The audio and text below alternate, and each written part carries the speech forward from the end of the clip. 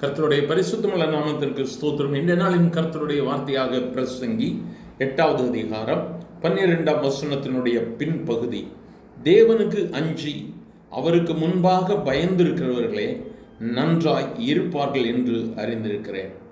தேவனுக்கு பயப்படுகிறவர்கள், அவருக்கு முன்பதாக தங்களை தாழ்த்தி ஒப்பு கொடுத்து என் ஆண்டவரே நீர்தான் எல்லாம் என்று சொல்லுகிறவர்கள் வாழ்க்கையிலே மேன்மை அடைந்திருப்பார்கள் என்று சொல்லி இந்த இடத்திலே வேதம் சொல்லுகிறது.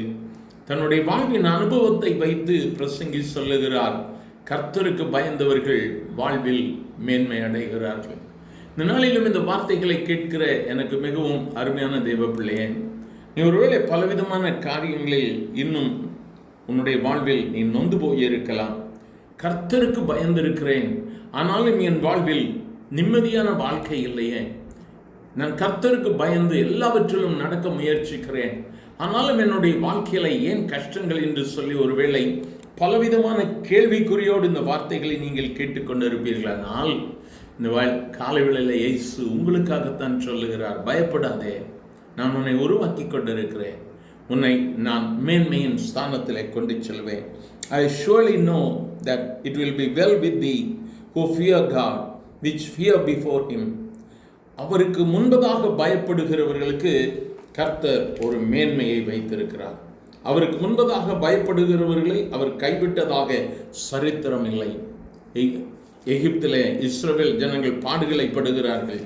அந்த இடத்திலே எகிப்தியர் அழிக்கப்படுகிறார்கள். ஆனால் பெருமூச்சோடு தேவனை நோக்கி கூப்பிட்ட பொழுது கர்த்தர் அவர்களுக்கு விடுதலை கொடுக்கிறார். அந்த இடத்திலே அவர்கள் பெருக ஆரம்பிக்கிறார்கள். கர்த்தருடைய மகிமை அவர்களை சூழ்ந்து கொண்டது. இந்த நாளில் நீ சோர்ந்து போயிருக்கிறாயோ, அவர் உன்னை கைவிடுகிற தெய்வம் அல்ல, மாறாக உன்னை அவர் மேன்மைப்படுத்துகிறவராக இருக்கிறார். வேதம் சொல்லுகிறது, நீயும் உனக்கு பின்வருகிற சந்ததியும் நன்றாய் இருக்கும்படி உன் தேவனாகிய கர்த்தர் உனக்கு கொடுக்கிற தேசத்திலே நீ நிலைத்திருக்கும்படிக்கும் இன்று உனக்கு கற்பிக்கிற அவருடைய கட்டளையும் கற்பனைகளையும் கை கொள்ள கடவார். நாம் செய்ய வேண்டியது ஒன்னே ஒன்றுதான், வேதத்திற்கு கீழ்ப்படிவோம். வேதத்தில் சொல்லப்பட்டிருக்கிற போதனைகளுக்கு கீழ்ப்படிவோம்.